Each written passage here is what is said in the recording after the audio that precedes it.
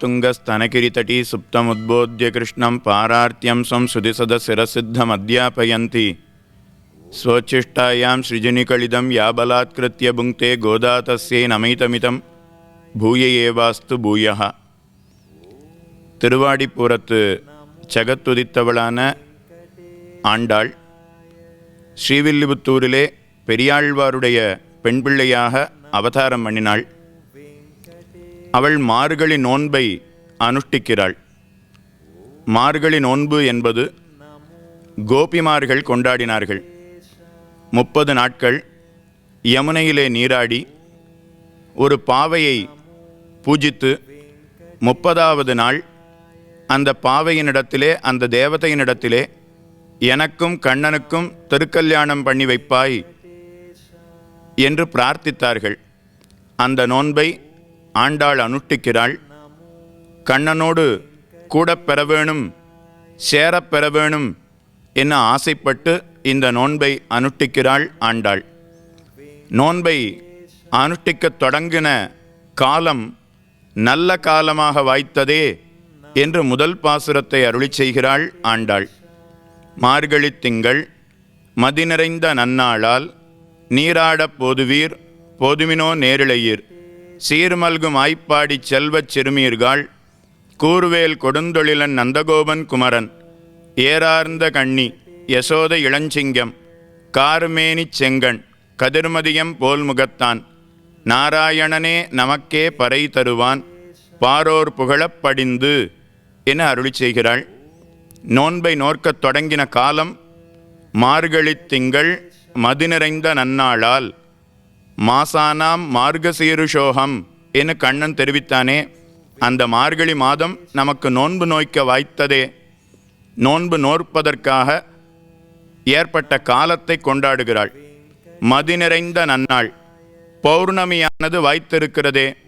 நீராடப் போதுவீர் போதுமினோ நேரிழையீர். நீராடப் போதுவீர் என்றால் நீராட்டம் என்றால் குளித்தல் என்று அர்த்தம் அன்று. நீராட்டம் என்றால் பகவத் அனுபவம், கிருஷ்ண அனுபவம் என்று அர்த்தம். அந்த கிருஷ்ணானுபவத்துக்கு வாருங்கோள் என அழைக்கிறாள் ஆண்டாள். நீராடப் போதுவீர் போதுமினோ நேரிழையீர். நேரிழையீர் சிறந்த ஆபரணத்தை அணிந்திருக்கக்கூடியவர்களே. சீர்மல்கும் ஆய்ப்பாடி செல்வச் சிறுமீர்காள்.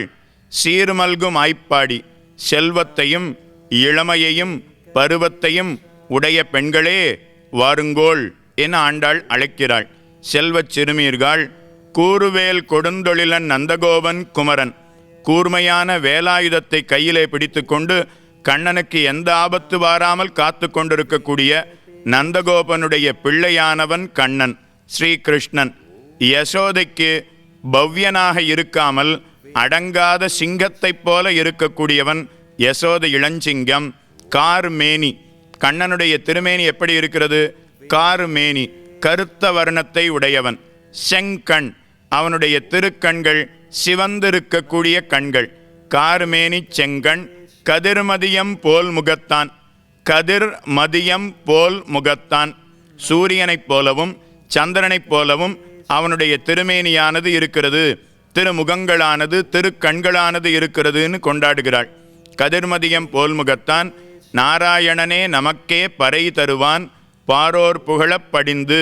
நாராயணனான பகவானே நமக்கு வைகுண்டமாகிற சிறந்த மோட்சத்தை கொடுப்பான். அதனால் அவனை அனுபவிப்பதற்காக நோன்பு நோற்க வாருங்கோள் என முதல் பாசுரத்தினாலே அருளி செய்கிறாள் ஆண்டாள். நீராடப் போதுவீர் என அருளி செய்கிறாள். நீராட்டம் என்றால் குளித்தல் என்ற அர்த்தம் கிடையாது. நீராடுதல் என்றால் கிருஷ்ண அனுபவம் என்கிற அர்த்தத்தை கொடுக்கும். தமிழர்களும் நீராட்டத்தை சுனையாடல் என்று தெரிவிப்பார்களே. சம்ஸ்லேஷம் அப்படின்னா பகவானோடு சேருவது, அதை சுனையாடல் என்று தமிழ் இலக்கணத்திலே நாமும் அனுபவிக்கலாம். அதே போல நீராட்டம் என்றால் கிருஷ்ண அனுபவத்திற்கு வாருங்கோள் என்று அழைக்கிறாள். குளிக்க வாருங்கோள்னு அழைக்க வேண்டியதானே, ஏன் நீராட வாருங்கோள் என அழைக்கிறாள் என்றால் பகவானையும் பகவானுடைய அடியவர்களையும் உயர்ந்த சப்தத்தையிட்டே தெரிவிக்க வேணும். நம்முடையது உடல், நம்முடையது மேனி, பகவானுடையது திருமேனி. நம்முடையது கை, பகவானுடையது திருக்கை. அதே போல அடியார்களுக்கும் உயர்ந்த சப்தத்தை இட்டே நாமும் சொல்ல வேணுமாம். பகவத் ராமானுஜருடைய சீடர் கூரத்தாழ்வான் என்று திருநாமம். அவருடைய திருக்குமாரருக்கு பராசர பட்டர் என்று பெயர். கூரத்தாழ்வானுடைய தேவிகளுக்கு ஆண்டாள் என்று திருநாமம். தன்னுடைய வயிற்றில் பிறந்த பிள்ளை பராசர பட்டர்னு அந்த ஆண்டாள் பார்க்காமல் தன்னுடைய வயிற்றில் பிறந்த பிள்ளையான பராசர பட்டரை விழுந்து சேவித்து அவருடைய ஸ்ரீபாதத்தை, அதாவது காலை அலம்பி அந்த ஜலத்தை உட்கொள்ளுவலாம்.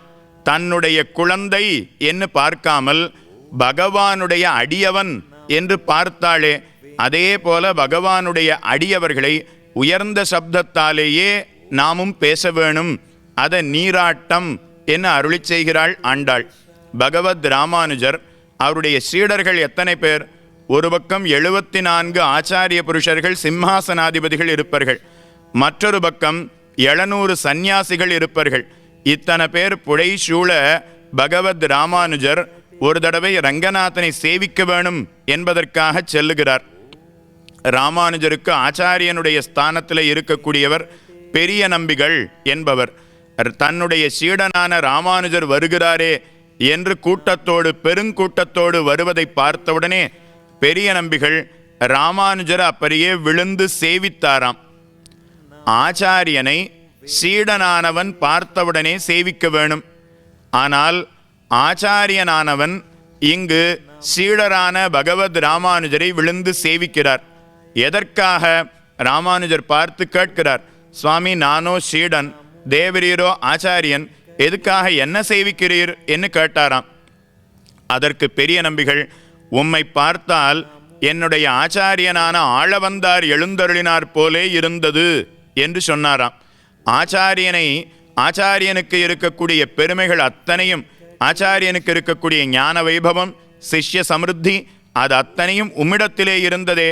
உம்மை பார்த்தால் எம்முடைய ஆச்சாரியனை கண்ட மாதிரியே இருந்தது என்று அவர் விழுந்து சேவித்தாராம். தன்னுடைய சீடன் என்று பார்க்காமல் பகவானுடைய அடியவன் என்று அவர் பார்த்தாரே. ராமானுஜருடைய சீடர்களிலே ஒருத்தர், அவருக்கு அம்மணி ஆழ்வான் என்று பெயர். அம்மணி ஆழ்வான் என்பவர் தன்னுடைய சீடரை நித்தியப்படி விழுந்து சேவிப்பராம். வைஷ்ணவோ வைஷ்ணவம் திருஷ்டுவா தண்டவத் பிரணமேத் புவிஹி என்று ஸ்மிருதியானது தெரிவிக்கிறது.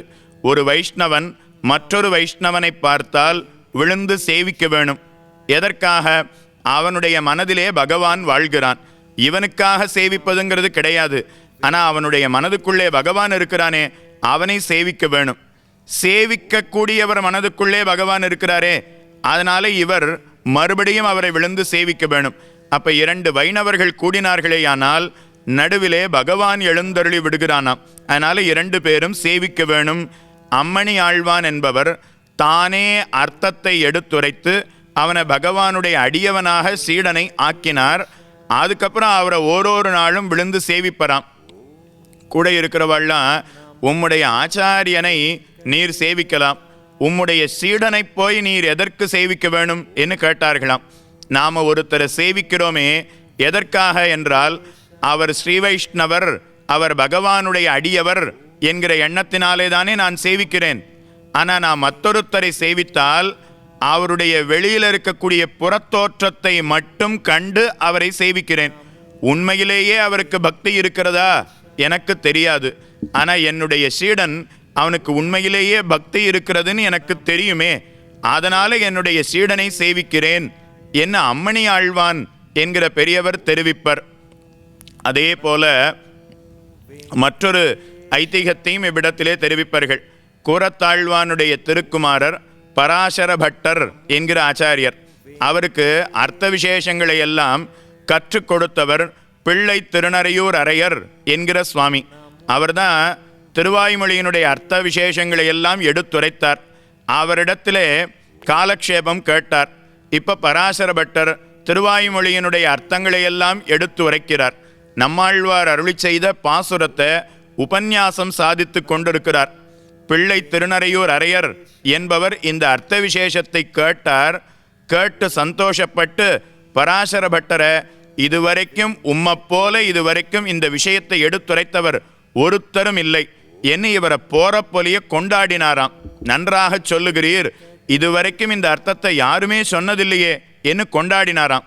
கூட இருக்கிற அத்தனை பேரும் பிள்ளை திருநறையூர் அரையர் இடத்துல கேட்டாளாம், நீர்தானே இவருக்கு இந்த அர்த்த விசேஷங்களை எல்லாம் சொல்லிக் கொடுத்தீர், சொன்ன நீரே இவருடைய வார்த்தையை கொண்டாடலாமா? உம்முடைய சிஷ்யனுடைய ஸ்தானத்தில் இருக்கக்கூடியவன் பராசர பட்டர், அவருடைய வார்த்தையை நீர் கொண்டாடலாமா அப்படின்னு கேட்க, ஏன் கொண்டாடினால் என்ன, சொன்ன அர்த்தத்தை மாறாமல் சொன்னாரே, அதுக்காகவே கொண்டாட வேணுமே. இதே போல திருமங்கை ஆழ்வார் கொண்டாடி இருக்கிறாரே. திருமங்கை ஆழ்வார் அவர் ஒரு கிளி வளர்த்தாராம். அந்த கிளிக்கு நாராயண, கோவிந்த, மாதவ, கிருஷ்ண என பகவானுடைய திருநாமங்களை சொல்லுவராம். இவர் எப்பப்ப ஆசைப்படுகிறாரோ அப்ப அந்த கிளி தானும் சொல்ல ஆரம்பிக்கும். கோவிந்தன்னு சொல்லு அப்படின்னு சொன்னா கிளி திருமங்கை ஆழ்வார் இடத்துல கோவிந்த, கோவிந்த, கிருஷ்ண, மாதவ என்று சொல்லுமா. உடனே இவர் பார்த்து, நான் சொல்லி கொடுத்தேன், சொல்லி கொடுத்த அர்த்தத்தை தப்பாமல் சொல்லிவிட்டாயே என்று கிளியை கொண்டாடினாராம். மடக்கிளியை கைகூப்பி வணங்கினாளே என அருளி செய்கிறார். மடக்கிளியானவது இந்த கிளியை திருமங்கை ஆழ்வார் தானும் கொண்டாடினாரே, அதே போல என்னுடைய சீடனான பராசர பட்டரை நான் கொண்டாடினால் என்ன, அதனால எந்த தவறும் வாராது என்று அருளி செய்கிறார். அதனால நீராட போதுவீர் போதுமினோ நேரிழையீர், நீராட்டத்துக்கு வாருங்கோள். நீராட்டம் என்றால் கிருஷ்ண சம்ஸ்லேஷம். அதனால பகவத் அனுபவத்துக்கு வாருங்கோள் என ஆண்டாளி பாசுரத்தினாலே அழைக்கிறாள். அதனால நாமும் இன்று தொடக்கமாக பகவத் அனுபவத்தை செய்வோம், வாருங்கோள். அடுத்து இரண்டாவது பாசுரத்தினாலே இந்த நோன்பு நோற்கக்கூடியவர்கள் செய்ய வேண்டியது எது, விலக்க வேண்டியது எது என்பதை இரண்டாவது பாசுரத்தினாலே அருளி செய்கிறாள் ஆண்டாள். அது என்ன என்பதை நாளைய தினம் நாமும் அனுபவிக்கலாம். ஆண்டாளுடைய திருவடித்தாமரைகளுக்கு பல்லாண்டு பாடி அமைவோம்.